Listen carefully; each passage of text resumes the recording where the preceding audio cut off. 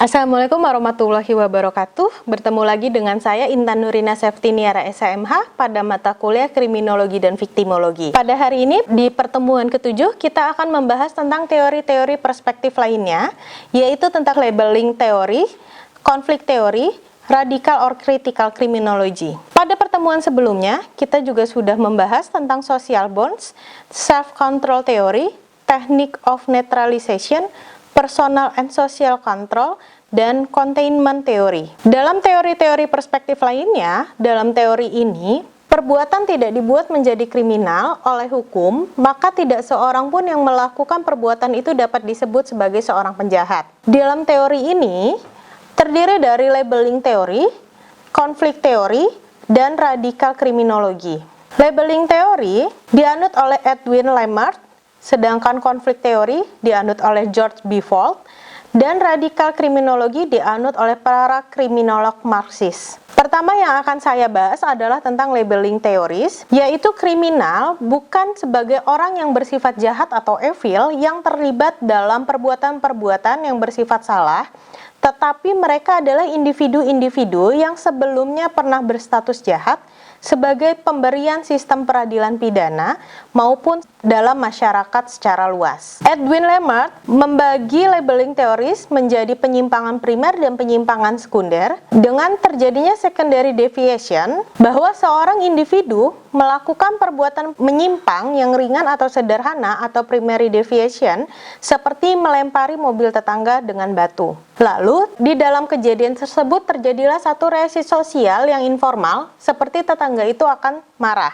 Individu tersebut melanjutkan pelanggaran aturan atau primary deviation, ia melepaskan anjing tetangganya itu untuk keluar dari halamannya. Terjadinya peningkatan reaksi sosial primer. Tetangga tersebut tadi memberitahu orang tua si anak tadi. Individu yang melakukan perbuatan yang menyimpang yang lebih serius, lalu ia melakukan pencurian di toko yang ringan, masih dalam lingkup primary deviation. Contoh yang kedua yaitu individu tadi melakukan perbuatan menyimpang yang lebih serius, seperti melakukan pencurian toko di dalam lingkungannya. Hal ini masih dalam termasuk primary deviation, dan terjadi suatu reaksi sosial. Anak muda tersebut diadili sebagai seorang juvenile delinquent di pengadilan. Anak muda yang diberi label yaitu delinquent tadi atau jahat atau nakal oleh pengadilan dan buruk atau bad oleh tetangganya, teman-temannya, dan oleh orang lain. Saat anak tersebut diberikan label delinquent tadi, maka si anak akan berpikir bahwa dirinya adalah seorang delinquent. Dia akan bergabung dengan anak-anak muda yang unkonvensional lainnya. Anak tersebut, individu yang lain itu akan melakukan penyimpangan lain yang lebih serius. Nah, disinilah terjadi secondary deviation, seperti merampok toko bersama dengan anggota geng lainnya. Individu yang tadi kembali ke pengadilan anak mendapat lebih banyak lagi catatan tentang kejahatan dan semakin jauh dari masyarakat konvensional yang menempuh jalan hidup yang sepenuhnya menyimpang. Nah, artinya dalam labeling teoris bahwa ditekankan anak yang melakukan kejahatan dan mendapatkan label bahwa anak tersebut adalah jahat, maka label tersebut akan terus menempel ke anak tersebut. Teori yang kedua adalah konflik teori, yaitu mempertanyakan proses perbuatan hukum itu sendiri. Menurut mereka, pertarungan atau struggle untuk kekuasaan merupakan suatu gambaran dasar eksistensi manusia. Penganut dari konflik teoris ini yaitu George B. Fuld dan Marx dan Engel.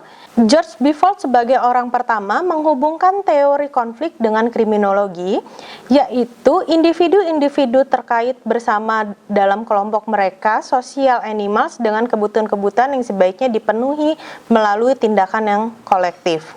Sedangkan menurut Marx dan Engel, konflik teori terjadi karena konflik kepentingan antar kelompok-kelompok berbeda akan ditingkatkan oleh ketidakmerataan distribusi sumber-sumber yang langka, seperti pangan, sandang, papan, dan lain sebagainya.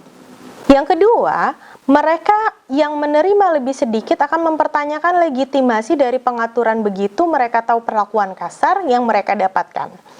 Dan yang terakhir, menurut Marx dan Engels, kelompok-kelompok ini kemudian cenderung mengorganisasi dan membawa konflik terbuka, di mana setelah itu mungkin terjadi polarisasi dan kekerasan yang membawa retribusi atau sumber-sumber langka tadi sehingga bisa diperoleh oleh setiap orang. Teori yang ketiga yaitu tentang radikal kriminologi, atau bisa kita katakan sebagai the new criminology yang dianut oleh kriminolog Marxis yaitu Ian Taylor, Paul Walton, dan Jack Young, di mana kelas bawah dalam teori ini merupakan kekuatan buruh dari masyarakat industri yang dikontrol melalui hukum pidana dan para penegaknya, sementara pemilik buruh-buruh itu hanya terikat oleh hukum perdata yang mengatur persaingan antar mereka. Baiklah, sekian pertemuan ketujuh kita tentang teori-teori perspektif lainnya.